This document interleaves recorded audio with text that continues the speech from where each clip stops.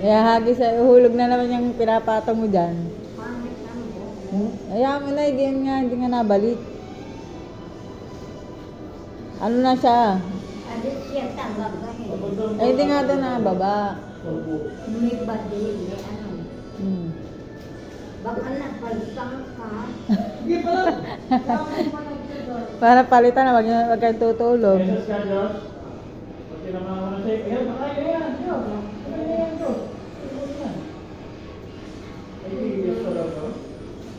Maganda nga yung mukha niya eh. Diyan din.